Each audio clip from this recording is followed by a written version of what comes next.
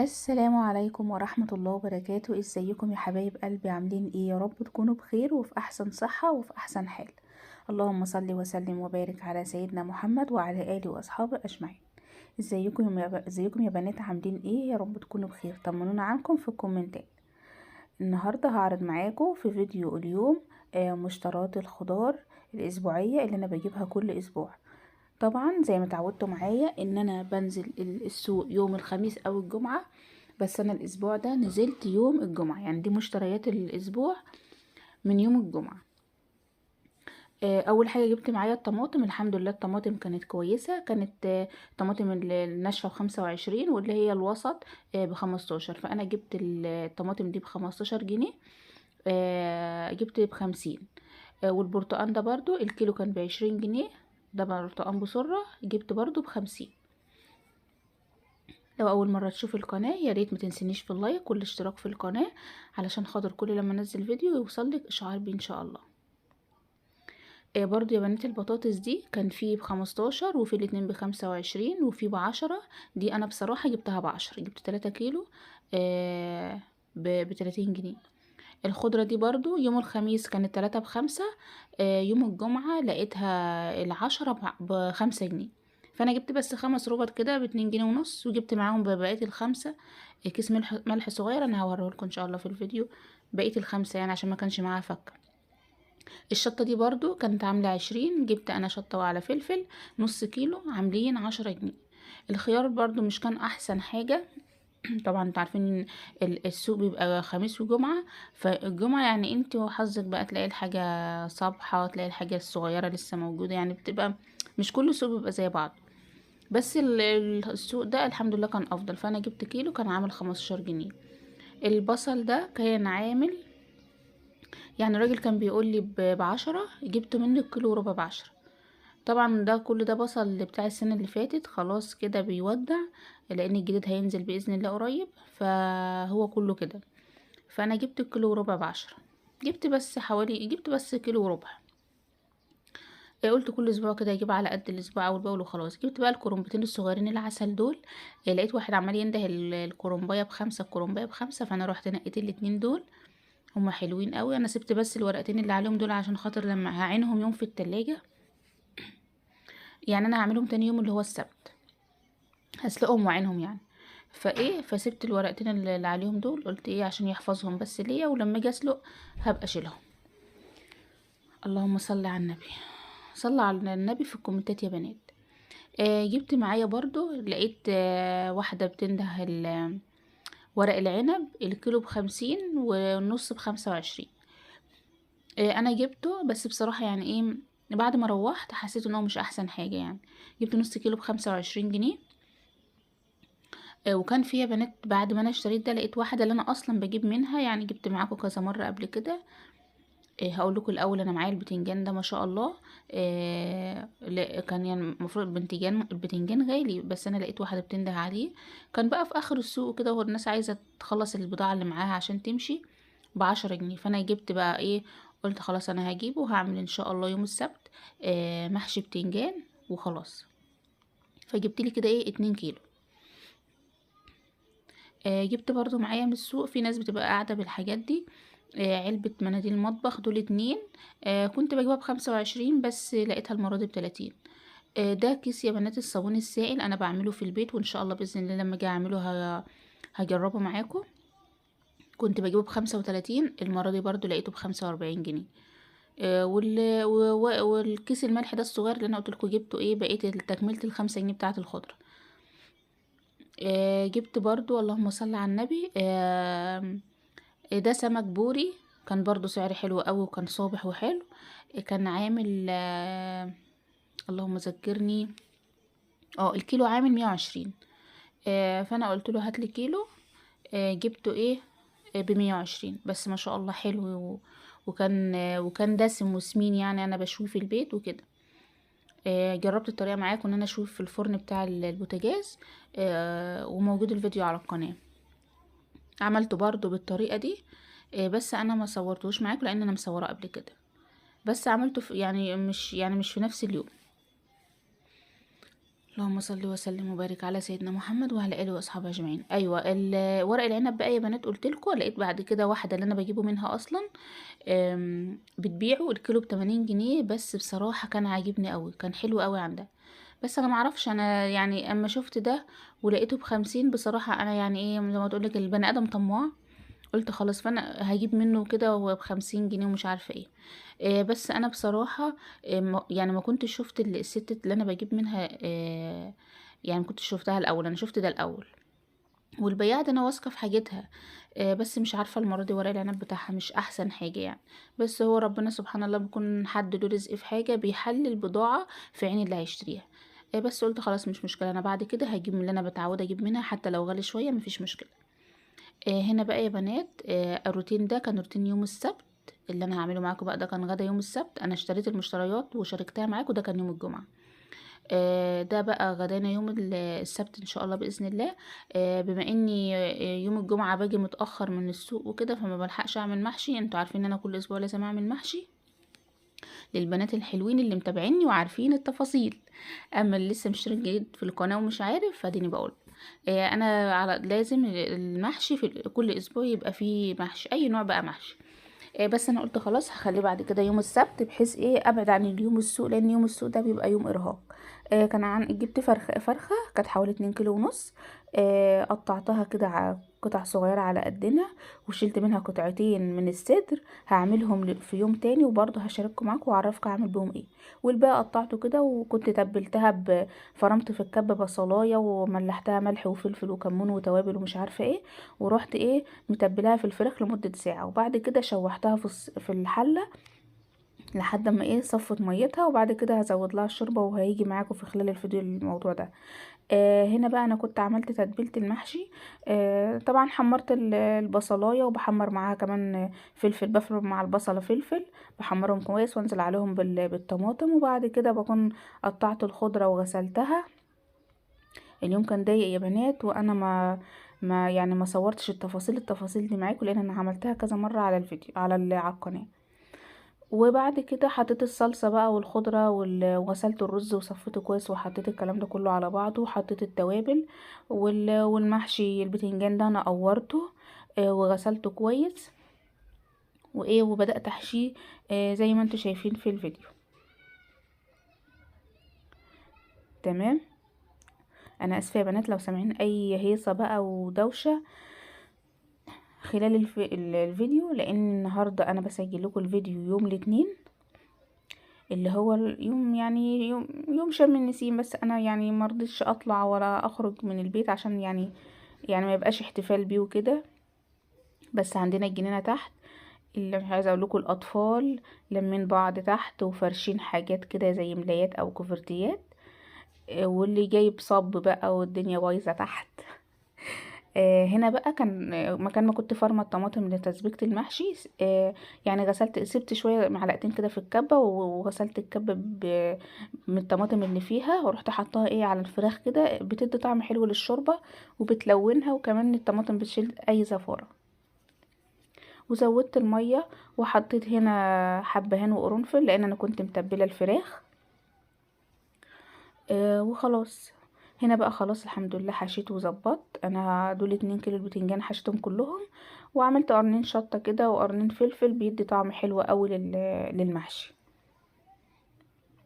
محشي البتنجان بيدي قصدي الفلفل بيدي نفس حلو للمحشي ايا كان نوع المحشي، بتنجان كوسة فلفل ورق عنب كرنب، بتبقى يعني بيدول نفس حلو قوي. هنا بقى الفراخ كانت يعني غلت معايا غلوتين، وبعدين زودتها ميه. يعني قصدي بعد ما حطيت الميه الشوربه اتاكدت انها كانت غليت شويه. هنا بقى هاخد اظبط الشوربه بتاعه المحشي، وانا مولعه النار حاليا تحت الصينيه بتاعه البتنجان. انا يا بنات بحب محشي الكوسه ومحشي البتنجان اسويه في الفرن. انا يعني ايه جربته مره كده بعد ما اتجوزت، ومن يومها بقى ايه زوجي والاولاد ما عادوش بيحبوا اكل الكوسه ولا البتنجان في الحل على النار كده، لازم يدخل الفرن بحيث ان هو ايه يستوي على الهادي، وفي نفس الوقت يبقى له تحميره كده وناشف شويه. بدل ما تطلعي البتنجان بقى وبعد كده تحمريه في سمنة وكده، فده صحي اكتر يعني. هما ما بيحبوش الكوسه والبتنجان تبقى مطريه ملزلزه كده، مش بيحبوها، بيحبوا تنشيفه الفرن افضل يعني. هنا بديله بقى الشوربه المناسبه ليه، واخليه يغلي واغطيه واخليه يغلي غلوتين على النار. وبعد كده ايه، طبعا انا في الوقت ده مشغله انا الفرن، فكان سخن معايا، ورحت حاطاه بقى ايه في الفرن، وبفضل مغطياه كده لحد ما يدخل معايا في التسويه. هنا بقى كنت خلاص الفراخ استوت، طلعتها في الصينيه اللي انا هحمرها فيها في الفرن. زي ما متعودين معايا، انا بحب اي لحوم لو ينفع ان انا ادخلها الفرن بدخلها، علشان خاطر يعني ما زودش لها دهون وكده يعني. على قدر الامكان انا بحاول يبقى ايه اكلنا صحي، ما يبقاش فيه دهون زيادة والكلام ده، لان اصلا احنا يعني نفسنا بتجزع من الحاجة اللي بيبقى فيها دسم كتير، او الحاجة اللي بيبقى فيها سكريات كتير. هنا بقى وانا واقفة بالمرة، طبعا الكرنب انا كنت قورتها كده وظبطتها قبل ما ادخلها التلاجة في اليوم اللي قبله. رحت مقوراهم كده، شلت اللي هو الراس بتاعتها هي والتانية، وحطيتهم في كيس وقفلت عليهم كويس ودخلتهم التلاجة علشان خاطر ما يتبلوش مني.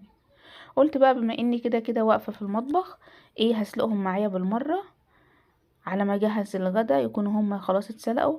بالليل بقى مع نفسي كده بقى ايه ابقى اقطعهم وكده، بحيث ما اعملش لنفسي خايله بقى، والوقت اللي المفروض اقعد ارتاح فيه الاقي نفسي مثلا عايزه ادخل اسلق الكرنب وبهدله. لا، كله مع بعضه. انا كده كده واقفه في المطبخ، فانتي حاولي تنجزي كل حاجتك، واقفه بوقفه تنجزي كذا حاجه وانتي واقفه تعملي. لو انتي من النوعيه اللي بتركزي في كذا حاجه يعني، مش مثلا على ما تعملي حاجه تكسبي حاجه تتحرق كده.